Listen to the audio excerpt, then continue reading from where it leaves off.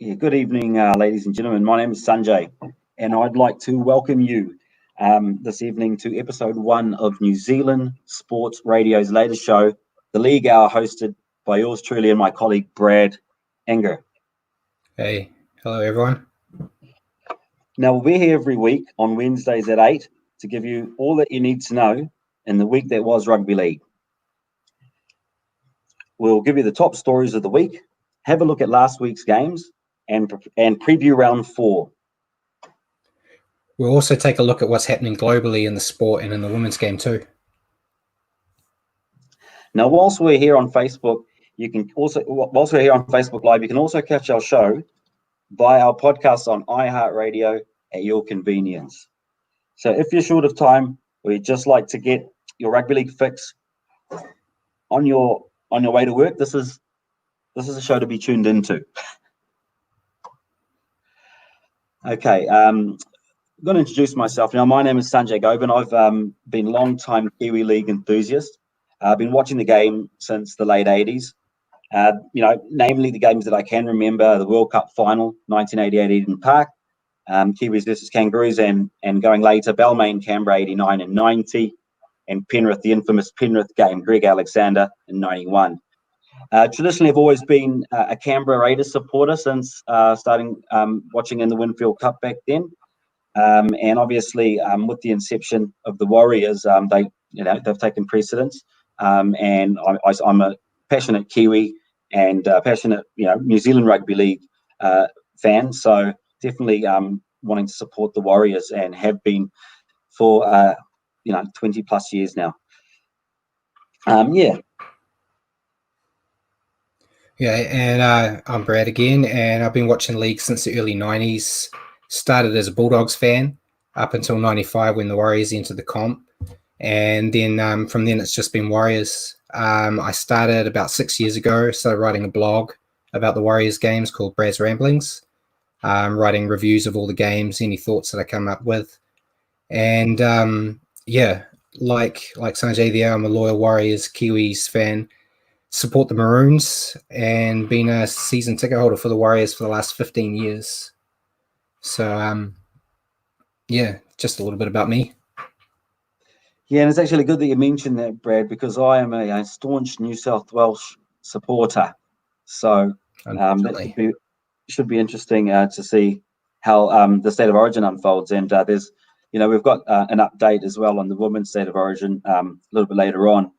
But yeah, definitely a loyal Blues and Warriors supporter. So I think that's just a brief summary about who you're listening to here.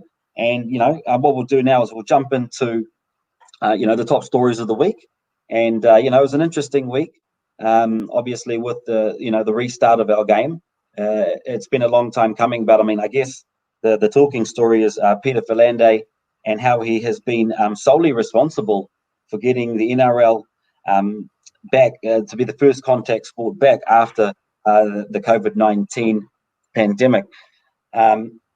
So there's been a lot of controversy, obviously, surrounding the decision. It's been spoken about, are we going back too early, levels this, that, and the other. And he's managed to get it back in the last week of May. And yeah, I think that it's a great story, really. There was criticism early, but now he's looked as the savior of the NRL.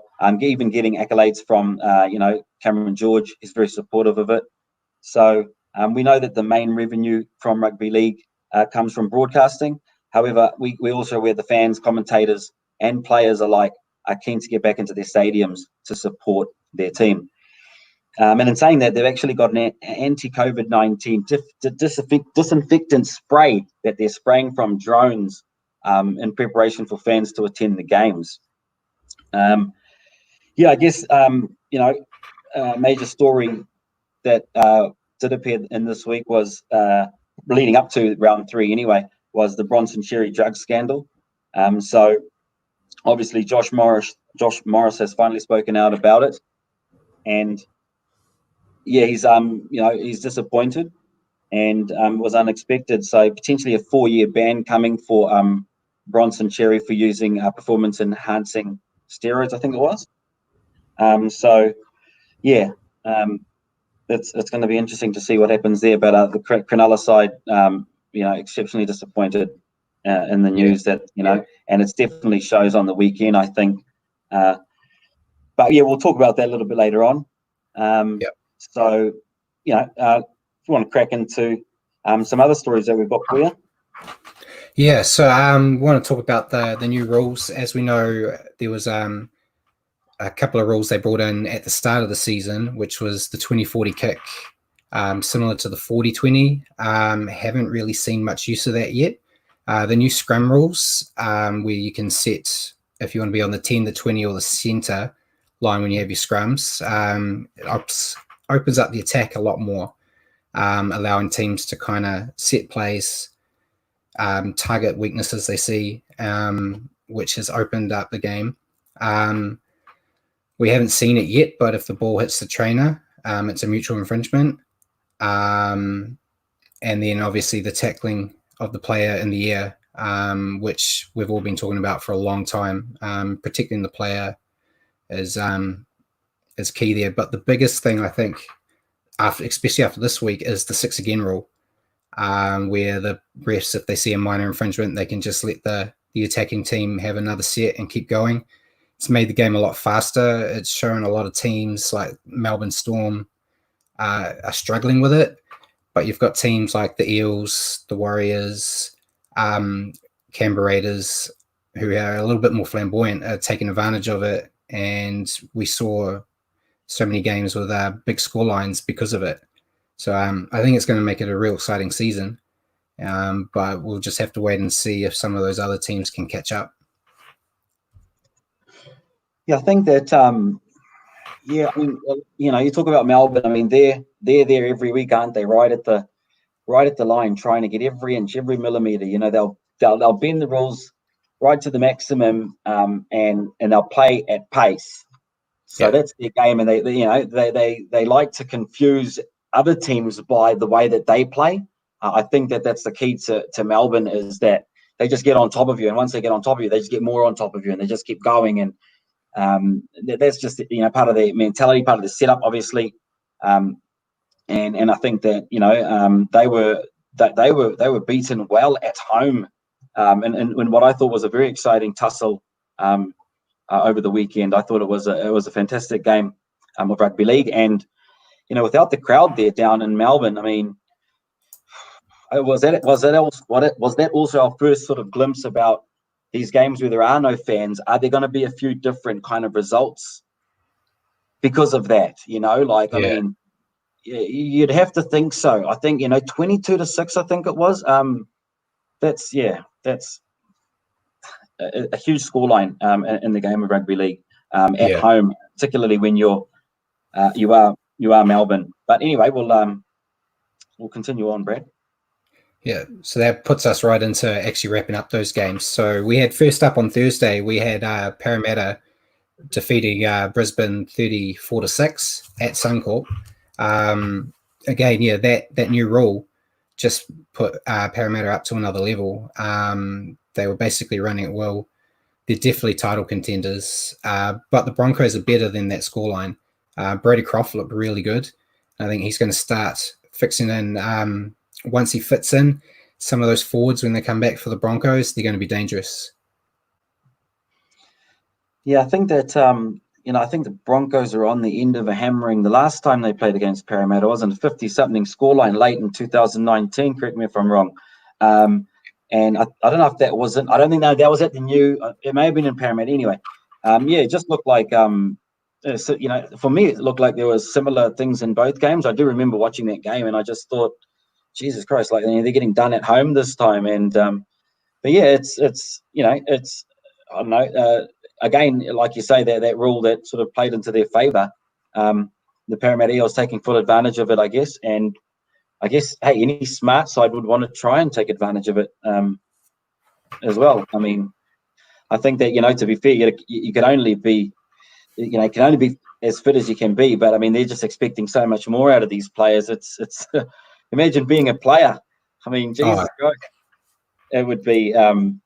The amount of impact the more so they're asking to put on their bodies, and with the amount of games that they already play, sometimes these rules, I mean, it's great for us as spectators and to watch it, but just imagine that on back-to-back sets with no play the ball. Yeah. There's another couple of seconds of vital energy time, I guess. But obviously, on Friday night we had the Cowboys with the Titans at Queensland Country Bank Stadium, and I think this is the new stadium, obviously, for the Cowboys, isn't it? Up there, It is. It is, yeah. And it's one where they suffered a first round loss to Brisbane, and they came good on Friday though, and they had a good win against an absolutely depleted, I would say now, Titans outfit, who I think for 47 minutes or something like that, maybe half of the game, they showed quite a good fight. I think that that they were in the game for periods there, even when they were on the back foot on the scoreboard. But just in the end, you just saw it coming. They just didn't have enough power, and they didn't have enough line speed to take out the Cowboys, I feel. Yeah. Obviously, Cowboys look strong. Valentine Holmes hit the ground running after his return from the NFL. But it does show that it's going to be a long season for the Titans again. I mean, Brett, I don't know if you know, I heard that they're up to how many losses now? Collectively 16, not 13 or something like that. It is something like that, yeah. It's so that's a lot of losses for a rugby league club. I still feel that some of the players are still trying pretty hard. They're just not getting the result, unfortunately. Yeah. Right, and then next up on Friday night, we had the Roosters beating the Rabbitohs 28-12. Roosters back to form after losing the first two rounds. Standout for me was James Tedesco. A lot of people say he's the best fullback in the world, and his showing on Friday definitely helped stake a claim for that.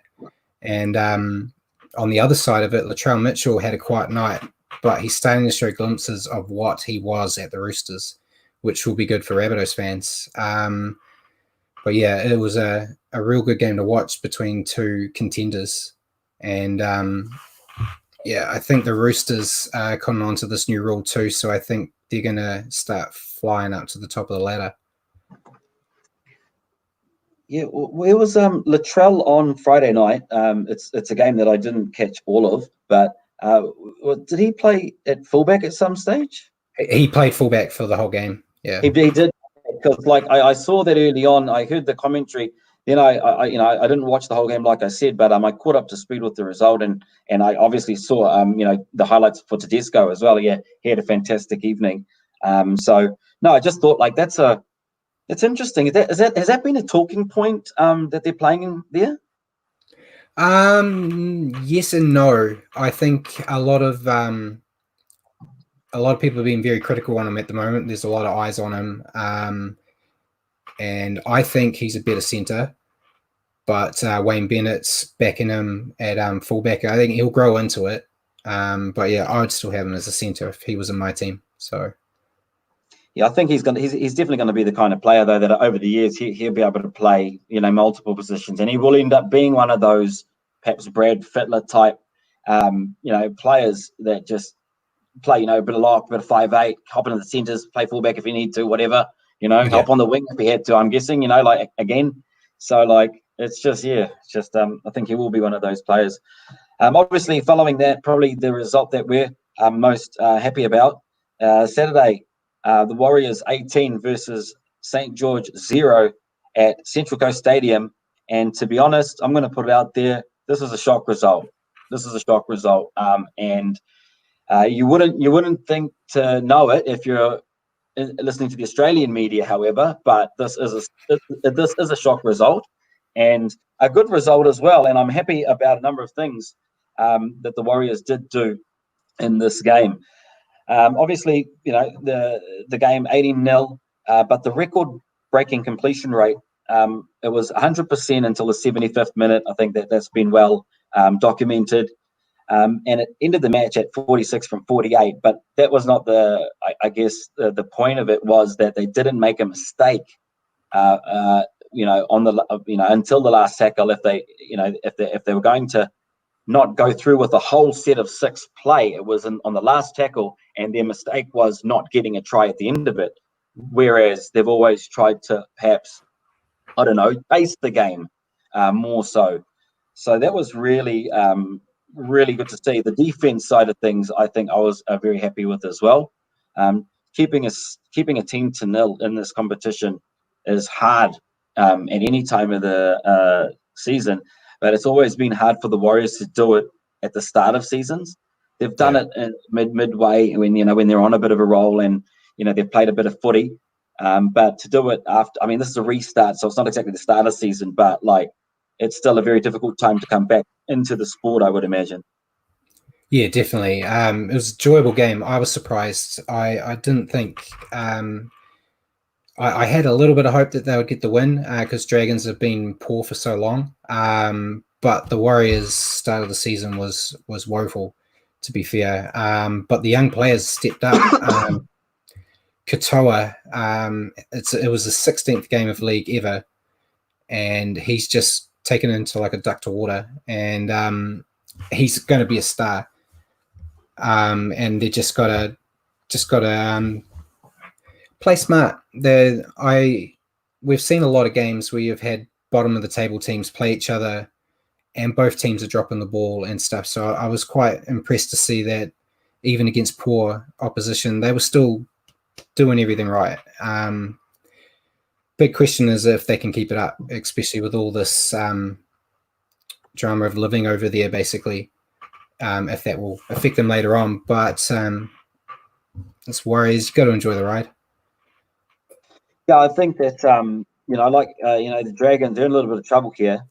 Paul McGregor, like you say, if he doesn't get things right soon, they'll probably be looking for a new coach because they haven't played up to, I guess, where where people have expected them to be, the level. So, but hey, look, they got another chance next week, and I think the focus, hasn't been on the Warriors in the Australian media as well, and I think that may be a good thing for this Warriors side. If they're ever going to go ahead and win a competition, something has to change, and it's some things have to change, and one of the things is just don't worry about what the Aussie media is saying, or even our media for that matter. I mean, of course, it's hard to say that as fans, but you just go out there and play your footy and concentrate on winning the game and concentrate on doing stuff that like they did on the weekend. And that's where I think that they need to just focus their energy on. And I think that there's already expectation. People have said, this is the Warriors doing it hard without the family, this, that. So whether they like it or not, the expectation always grows on them from their fan base. But I think that they just go there and play rugby league to the best of their ability and try and take advantage of some of these new rules and see if they can do it in a shortened season. One game, 18-0. It doesn't mean too much right now.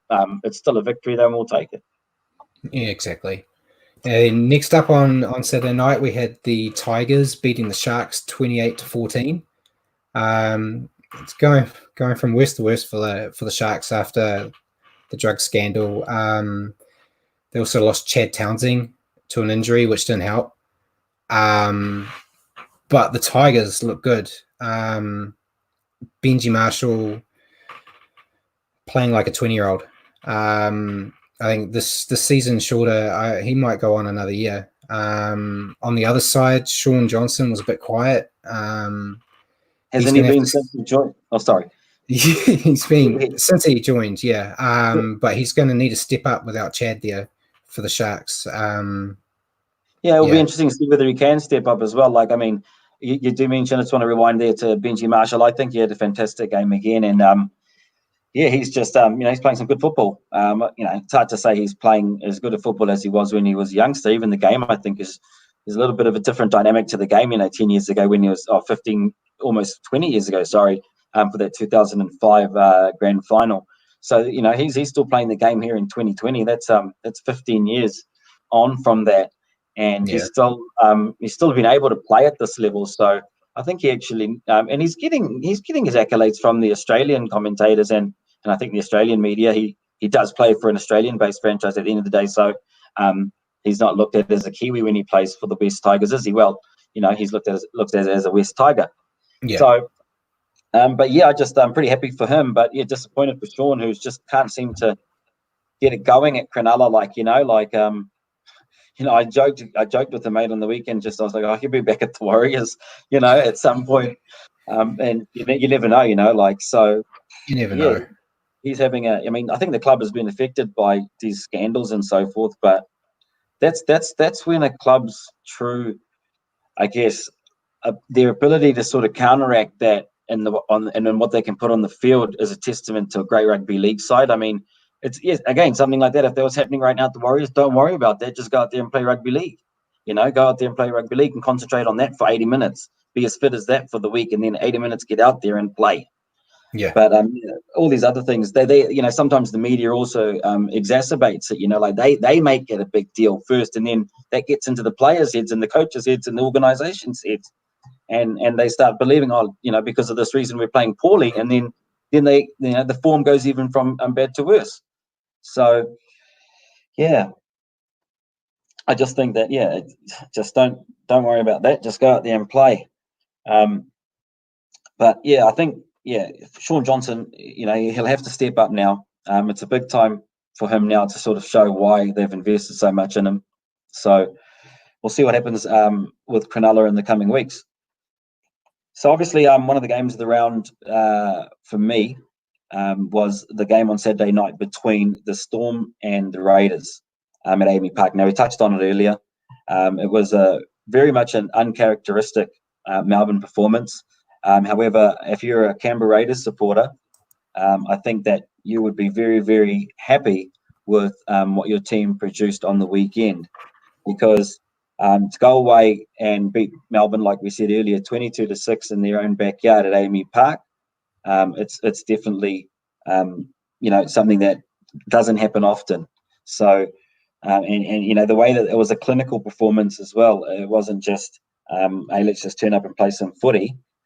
Canberra Raiders really, on the back of being grand finalists last year, I think are looking like they're looking like contenders again for this year. I think that they've got some real good outside backs. They've got a strong running forward pack.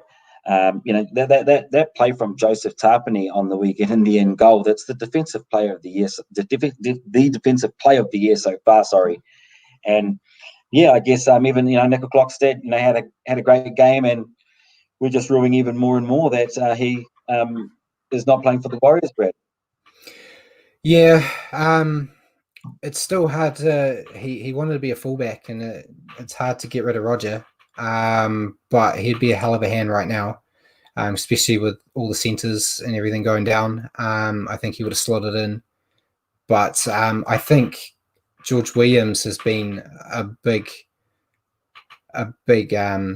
benefit to this Raiders team. He a lot of people weren't that confident that he would be able to transition from Super League to NRL, but he seems to have no problems. He was leading them around in attack. He was strong on defense for a halfback, and I think they're going to be the team to beat this year. Yeah, I think that if you're going off round 3, I think you'd have to say team of the week. I mean, team of the week, what you'd have to probably say the Canberra Raiders. So I think I think we can put them down as team of the week, because that was a very clinical performance. Really, what I thought in terms of the way they played. The interesting thing about that game, 20 plus. I think someone said 26, but I know it's more than 20. More than 20 Test players in that game on Saturday night. So the fact that they allude to it in their commentary. Yet the game is so undervalued in every other way, the international game that is. It just astounds me, like they 20 Test players were playing on the weekend. You guys don't care about the Test matches. You guys, they don't even want to watch the Test matches. Some of them, I'm sure. But hey, it was just good to see that there's so many Test players, on the, there on the weekend, and of course, I think that uncharacteristic plays like Solomona even kicking on the third tackle or fourth tackle, like just complete brain fade there, like, in prime attacking spot, important part of the game. Yes, they had many goes at it, but that was the wrong play, I think, and he Yeah. knows it as well. So just some real out of the blues kind of things from Melbourne, Brad. Yeah, I think they were rattled. I think this change where they're so used to wrestling, the holding for that extra second, and the ref, sorry, because there's only one now. Just was yeah. I think once that happened and they started getting some repeat sets against them, they started to panic. And yeah, a front rower doing a kick early in the tackles. I wouldn't want to be in the changing rooms at the end with Bellamy. He's generally quite unhappy after a good win. So, Yes. shocking. Yes, I guess that Craig Bellamy, they've set that high standard for themselves over the years, and that's how he's built that's how Melbourne's been built over these years. It's just that mentality is part of their presence on the field, I think. But yeah, I think Brad, we should move on to Sunday's fixtures, and Yep. we had So the first game on Sunday was the Panthers and the Knights, which went to a draw. I didn't see it coming, to be honest. I was watching the game, and Ponga already out on suspension before the game, and then they lost Pierce, Connor Watson. So they basically had the most integral parts of their spine all gone, and they just kept in there. Panthers, they sorely missed Nathan Cleary. They lacked a bit of direction, and they were basically just throwing the ball to Cacao and saying, do something. And that's, you could look at that as a positive for this week coming for other teams, obviously, but they've got a lot of work to do, and they'll be counting down till Cleary's back. And the Knights, their fans have got to be proud of them. They showed a lot of heart. Yeah, I don't know many teams that could have probably done that. And there you lose your key players and you generally fall apart. But they showed some real guts there. I think if you go down to Campbelltown and come away with the 14-all draw with a depleted outfit, like you say, the spine was pretty much taken out. You lose your fullback, 5'8", and halfback, and you're left with ball runners and defenders really. And so, I mean, you could argue that 9 gives it a go now and again, but generally speaking, that's your whole attack, So to go away and play 100 minutes of football and come away with a point, I think that's a really good result. I'm putting that as my second game of the week, to be honest, as well. I think that's a top result to come down and do that, particularly in Campbelltown. I know that this is another thing. Mate, again, we talk about the crowd, the absence of the crowd. At the moment, I'm wondering. I'd like to actually ask the players. It'd be an interesting question to ask them. Like, hey man, do you think you played any differently because there was no crowd? How much does it influence the way that they play? I mean, I'm guessing not much because they're professionals, but emotion, when they're playing that game out there, they can succumb to sort of being influenced by, the crowd and so forth. So, later on Sunday, obviously we had the Seagulls versus the Bulldogs at Central Coast Stadium. And yeah, it looked like it was going to be, again, something that would, potentially be a better game than what it was. But I just think that, Tom Trbojevic, he had a great game. What do you think about that, Brett? Yeah, he was probably my performer of the week. I think he played outstanding. The Seagulls are a good team, but if he's not there, they'll be in trouble. But he just had his hand on everything in that game. Yeah, he's definitely up there as one of the best fullbacks in the world. Yeah, it was a fairly it wasn't a spectacle, the game itself. Like, I mean, it was Manly showed a lot of force and grit and power. I reckon that they showed quite a bit of toughness, because I watched a little bit of it, and then I was just watching a little bit of it on mute, and just seeing the line speed and just concentrating on the speeds at which Manly were playing. They look good. They look pretty good, I think.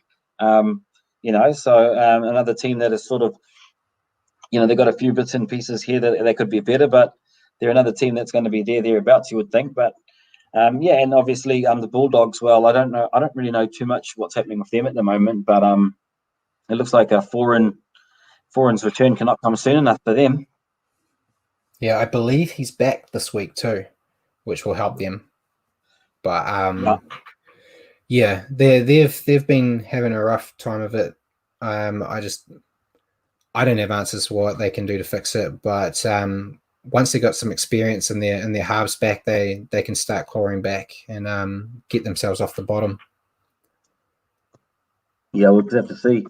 And I think that they're basically like I just want them to play a little bit, a bit more freely when foreign does return, so that they can get the result. But at the moment, I just sound dumb about them because I just don't know what the answer is for these guys.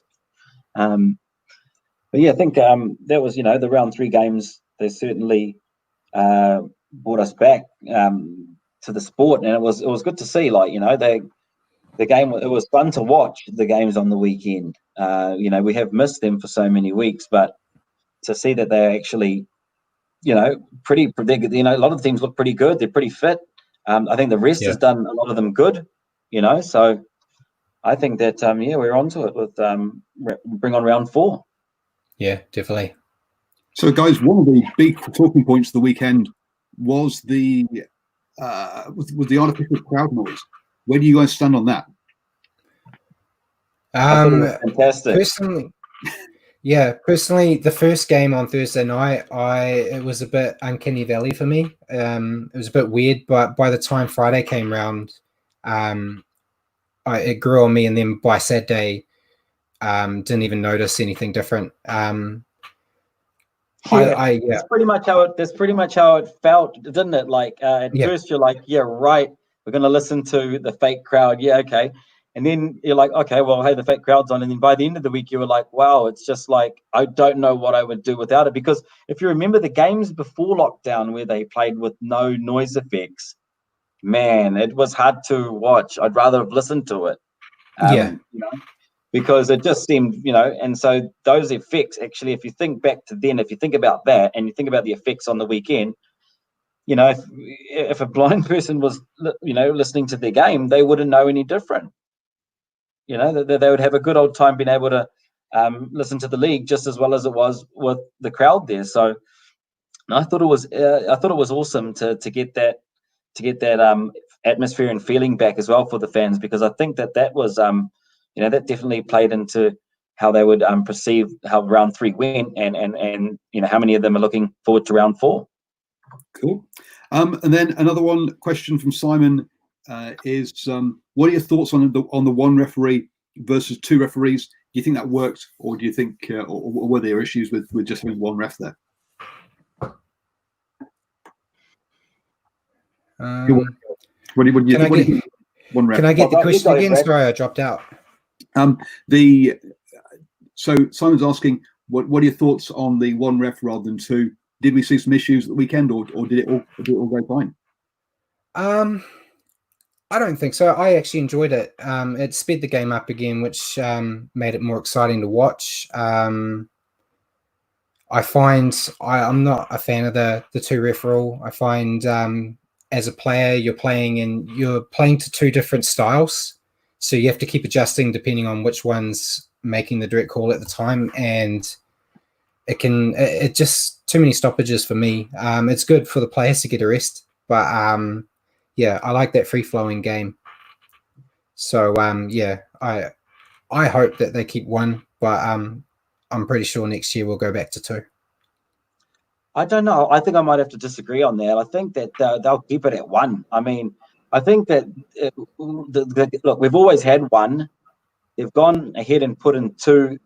I don't know why they thought it would be better, but they tried it, and I think that they've realised that, because I think, correct me if I'm wrong, but Super League is still always just 1 referee, and international footy is 1 referee. So it's really just the NRL, and I know we are the biggest. Well, the NRL is the biggest rugby league competition in the world, but I don't know if it was ever going to stay forever because everyone else is using one ref. Why is this competition using two?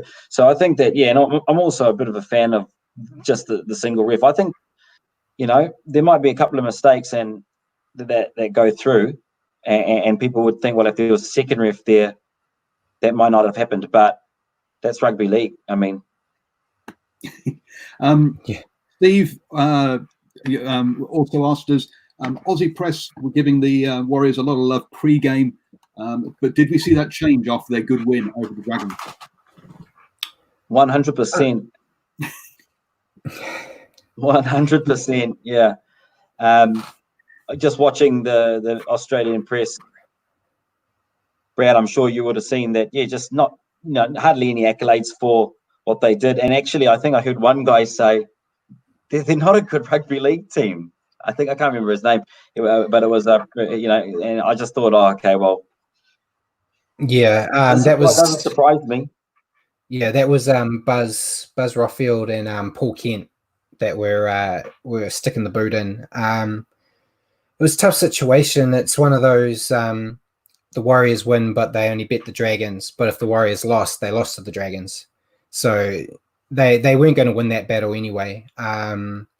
All they can do is they just ignore that stuff and well, that's what I'm saying is that, like, and that's what I'm saying is that, like, if you're gonna make it a one-time thing, like, okay, there'll be people that think that the Warriors can win it this year. There always are. That's the nature of us being fans. Like that's why we're fans. We want our team to win.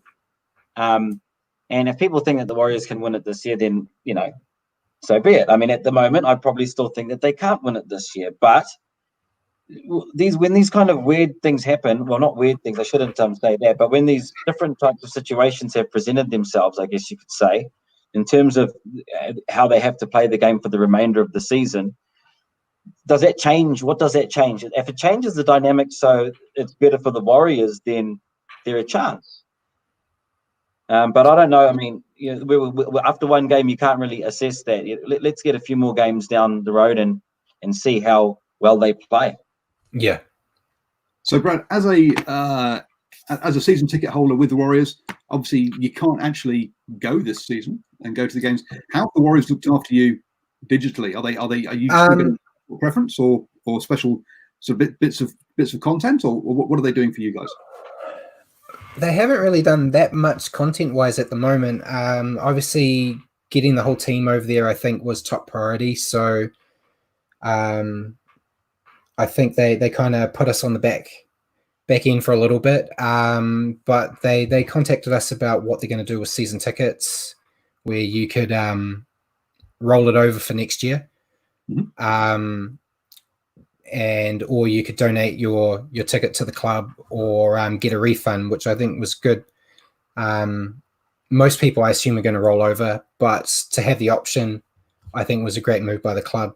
I don't know what other clubs in Aussie are doing. I think they're probably waiting until they get the green light to actually play in front of crowds. But I think it's basically all but guaranteed that the Warriors won't be playing in New Zealand.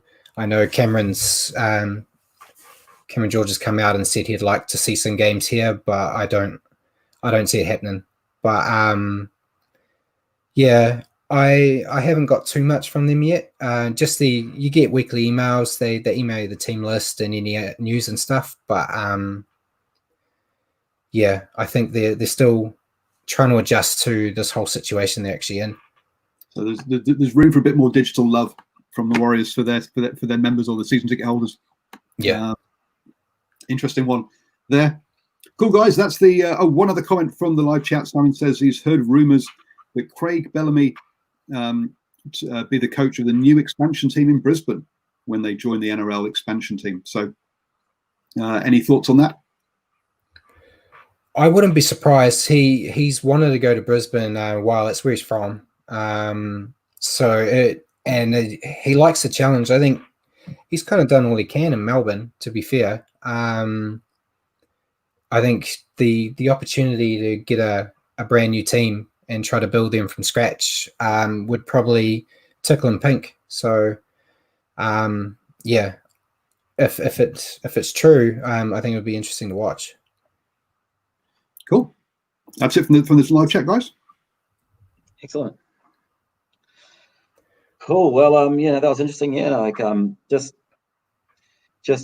in regards to the weekend games that are coming, we're going to preview what's happening in round 4, and I think that we're going to pretty much I think make assumptions of what we saw on the weekend, and then a lot of people will be picking their winners that way. So what we'll do is we'll preview the round, and then we'll give you our picks on who we think will win in their respective games. So on Thursday night, we have the Broncos versus the Roosters at Suncorp. Now these odds are from Sportsbet. Broncos paying $4 at home against Roosters 125. I think the writing's on the wall. Yeah, I think it's pretty one-sided there. Yeah, do you want to go into who we think's going to win there, or not? Just wait. Oh, we'll just quickly go skim through these, then we can talk about all of them collectively, perhaps. Up on Friday, we've got the Panthers at $1.45 versus the Warriors, $2.75 at Campbelltown. So, Panthers with a point to prove. They'll feel hard done by last week, so that should be an interesting fixture. The other Friday night game is the Melbourne Storm against the Rabbitohs. So this is $1.40 paying $2.95 at Amy Park. So, I don't think Melbourne twice at home getting beaten, let alone by the Rabbitohs, it'll be a tough ask, but you never know what can happen. There's an absence of crowd at the moment. Saturday, we have the Eels versus the Sea Eagles at Bankwest Stadium, and the Eels are paying $1.67 to $2.20, which I found quite surprising after I saw the performances on the weekend. Yes, the Eels did trounce the Broncos, but I don't know. It didn't seem like it was a game where it was an odd game. I feel, and I don't know if I could represent anything more than that at the moment. So surprised to see the figures there. I mean, it's not too far off, but yeah, I just think that you'd probably be looking at the Seagulls. Saturday in the evening, we've got Cowboys versus Sharks at Queensland Country Bank Stadium in Townsville, and they are basically at $1.67. The Cowboys to the Sharks $2.20. So yeah, that should be an interesting game. Actually, that's yeah. What do you think, Brad? Yeah, it's the Sharks. Sharks might have it tough without Chad Townsend, but yeah, they'll have a point to prove. So they don't like being at the bottom of the ladder like they are right now. So they'll be out trying to get themselves back up there, and the Cowboys will want to keep trying to get up to the top as well and look strong.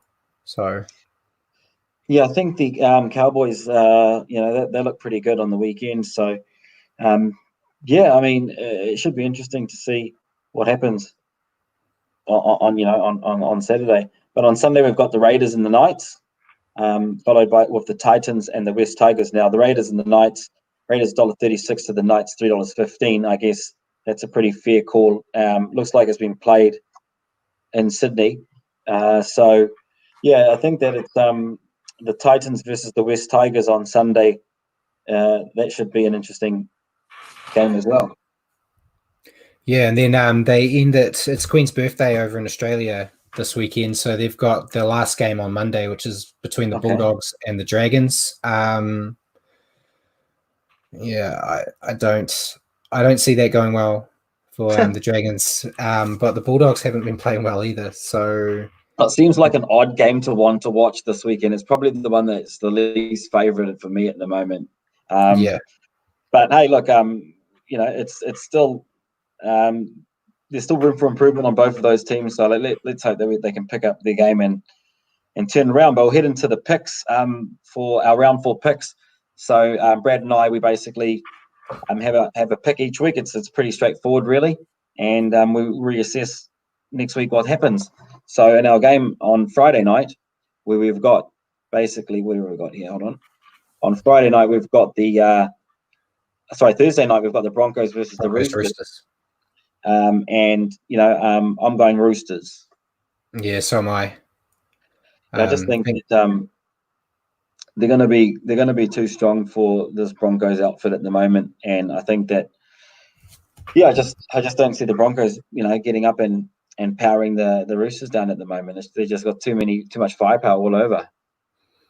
Yeah, I think I agree with you there. Don't think the Broncos are missing some of their big forwards, and until they get them back, I think they're going to be in a little bit of trouble.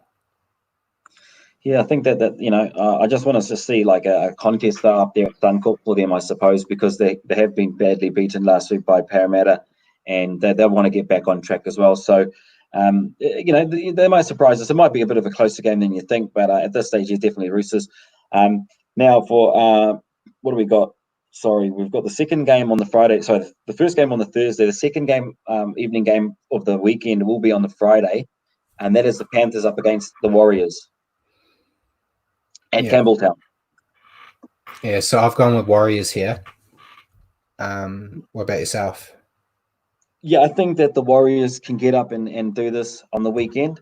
So I'm going for the Warriors as well. The odds are stacked against them. They are paying $2.75 to the Panthers $1.45. So the bookies don't think that the Warriors can do it. I mean, and hey, look, we might be, I don't know, I might be overly excited from the 18-0 win, and that's perhaps why I think they could do it. But if they are going to win this competition, they've got to win a good consecutive amount of games on their own. You've got to start now. I mean, there's no point starting later on. That's always what happens to the Warriors. Start midway through the season, trying to chase down the rest of the year.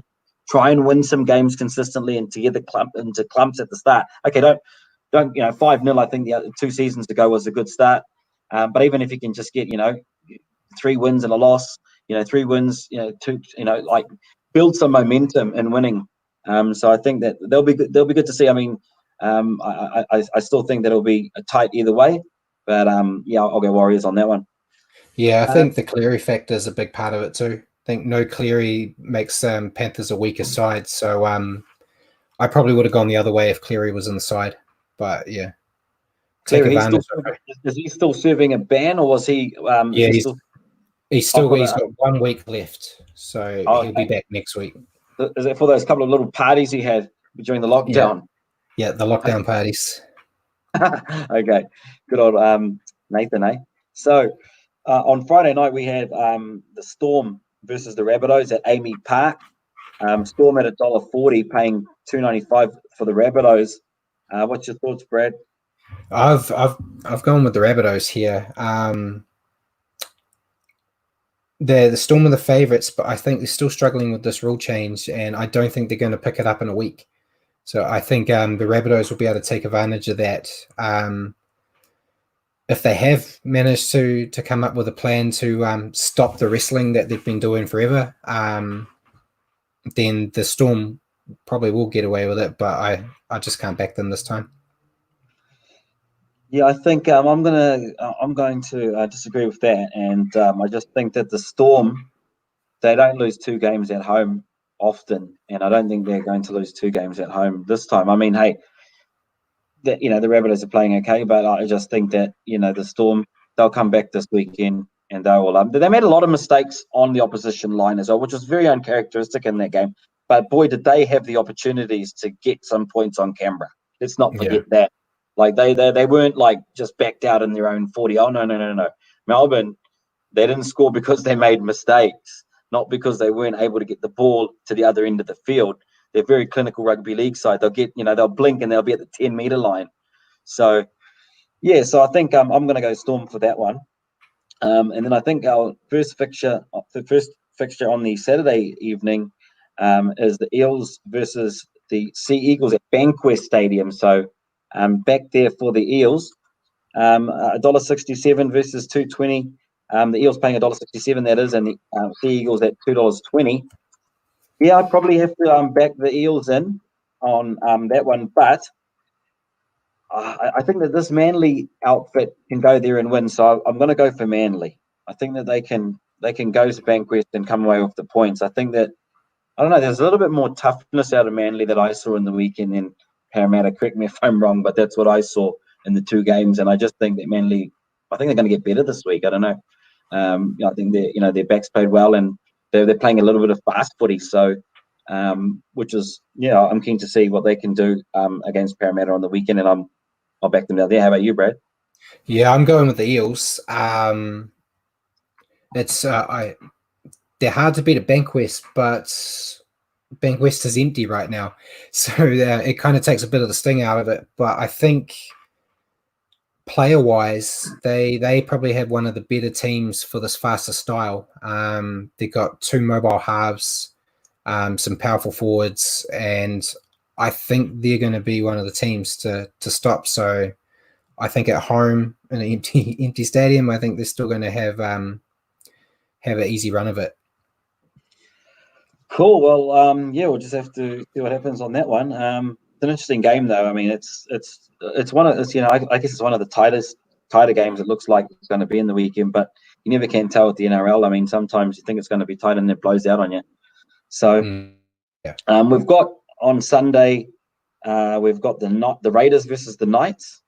So, I'm going Raiders on that one. I think it's pretty clear cut that the Raiders will beat the Knights at home. So I don't see. I mean, it'll be very surprising to see this Knights outfit go up there and beat them. If they go up there and beat them, they can win it. I'm backing the Raiders in this one too. Too strong. The Knights. They played 100 minutes this week. They'll be knackered. Raiders are just too classy for them. Yep, no. So we both agreed that the Raiders will take them out on Sunday. So we've got the Titans versus the West Tigers also on Sunday. I've just misplaced where that game is. I believe it's. Are they playing any games in the Gold Coast at the moment? To be honest, I don't know. I assume it's in Sydney. No, I've got them down here as first. So I put the first team as the home team. So I haven't seen. It might be in Gold Coast then. Yeah, I think it must be in Queensland.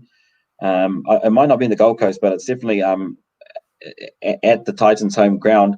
The West Tigers, however, I think will be much too strong for them after their performance last week as well against the Sharkies there. So I think that Benji and the boys go up to Queensland somewhere and come away with the points quite comfortably. Yeah. It'd take a brave man to bet on the Titans at the moment. So, Tigers showed some class, and they should walk away with a very easy win. And that leaves us with the Queen's birthday special game, I guess you could say, on Monday the 8th, which is the Bulldogs versus the Dragons. And there's just not much that excites me about that game, to be honest, on Monday. But, I even don't know who I think will win it. At this stage, but that I think, I don't know. The Dragons certainly, okay. They showed a little bit more than I think than the Bulldogs did on the weekend. So, but it has been played in Sydney. I think it's the Bulldogs technically their home game, but I mean, obviously the crowd doesn't matter at the moment. So, where are you going, Brad? I'm going with the Bulldogs. I don't think the Dragons are going to do well at all. I heard during the week that prior to the Warriors game, they actually had a game against reserve grade, and the first grade Dragons lost to the reserve grade Dragons. So if they can't beat their reserve grade at home, I don't see them beating a NRL team. Yeah, I guess you could say that. I mean, there's some of these warm-up games and stuff like that. I get very wary of that word warm-up. You never know what kind of game that is, like what's happened there. But, I guess you could say that. So, I mean, I think I'd have to lean towards the Doggies in that case too. I was really on the fence of this one, but it looks like the Doggies. We've got a, Simon has finally informed us that the Titans are playing at Suncorp. So that's obviously a home fixture for them. But, I still think that they will be undone by the West Tigers. So that takes us through where we look at round 4 and where we think things will end up. It's very much an open competition still at the moment. 3 rounds in. Brad, do you know how many rounds is it the competition going for? It's 20 rounds. So they counted the first 2, so we got 17 rounds left. Okay, cool. And then the playoff series is the same. I believe so. Okay. I think. Fantastic. Well, look, I mean, Yeah, I think it's basically just pushed out. I think the grand final is about 2 weeks later than it normally would be, with bringing the right. season Well, shorter. that's a lot of football. No, look, that's good. I mean, I'm looking forward to it, and basically, we will go through a little bit of news now on the international front. Guys, just before we jump onto that, you've gone and said Raiders easy over the Knights. We're talking second versus third. You've called the Warriors over the Panthers. That's Warriors in 12th, Panthers in fourth. How long before the table settles down and we can trust the table as a guide to how good each of the teams are? I'd give it another 4 weeks. Yeah, 5 rounds. Yeah, 5 rounds of rugby league to sort of see. I mean, it's a tough one. That's a tough question because the first 5 rounds are a lot different from the 5 rounds before the playoff series. You see the air of consistency at those back end weeks. You see those teams that just keeping on going. But at the start of the season, I mean, we had 5 from 5 a couple of years ago as the Warriors, and where did we end up? 8th or 9th? We played the Panthers. We played the Panthers at home, didn't we? And we lost. Yeah. So we ended 8th and lost to the Panthers away in the first playoff game. Oh, sorry. That's right. Sorry, Panthers away. We weren't at home. Simon Mannering had his 300, then we lost away. His last game with the Raiders. Yeah. So maybe the first 7, 8 rounds will give us a good indication, and that's a lot. That's 1/3 of the amount of games they're going to play. But I would go with 6 or 7 games as a matter of seeing where things would be at after that. Cool. We'll review it after another 4 rounds. No, excellent. No, so obviously briefly, we've got some, what we're going to call like an international update, what's happening over there in the Super League. At the moment, there's no confirmed start date for the Super League. So there's not really much to go off on that. I guess one thing's linking the NRL to the Super League is Raiders star John Bateman, who's currently closing in on a UK Super League return with Wigan on a 5-year deal starting next season. So that's pretty much, I guess, the news in terms of what's happening over there, because they just don't have any start date. So there's not really much talk of anything else at the moment. But we'll definitely keep you updated on what's happening over there in the UK, and what happens in the Super League going forward as well. So back here, though, in terms of the women's game, Brad, there's, on November 13, there's going to be a women's state of origin. Yeah, I heard that news. Be good for the game. I love watching the women NRL. So I've only watched a little bit of the state of origin stuff. Mainly the Nines state of origin girls. But there's some talented footballers in there. So the more eyes they can get on the sport, the better. Yeah, I just think that, like a lot of women's sports, as we've seen over the last few years, women's rugby league has really just picked up big time.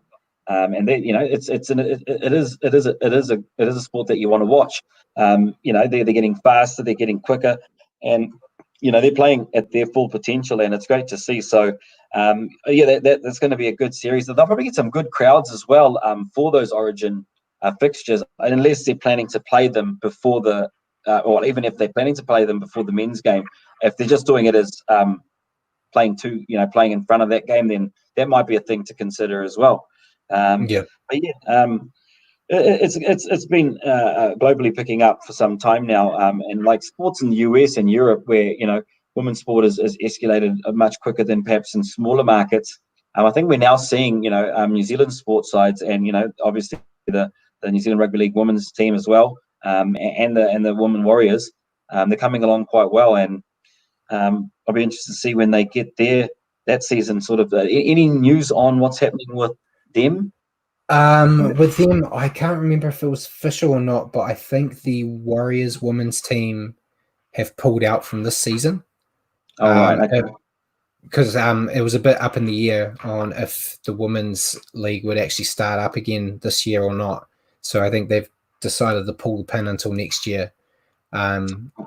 Don't quote me on it, but I'm pretty confident that's what they said. We'll bring you all the updates anyway. Brad and I will we'll bring all the updates as they come through. So, yeah, look, ladies and gentlemen, thank you very much for joining us this evening and tuning in to New Zealand Sports Radio's latest show, the League Hour with Sanjay and Brad. We are working on the name, so it's not official yet. But also, if you are unable to tune in and watch us live, then basically we've got a podcast on iHeartRadio. So yeah, if you're wanting to get your rugby league information, tune in and enjoy. And remember, when you're looking for it, search for New Zealand Sport Radio. New Zealand Sport Radio, and we'll see you next week. Same time, same place, 7 a.m. Sorry, 8 p.m. on Wednesday. Join us back for our league show.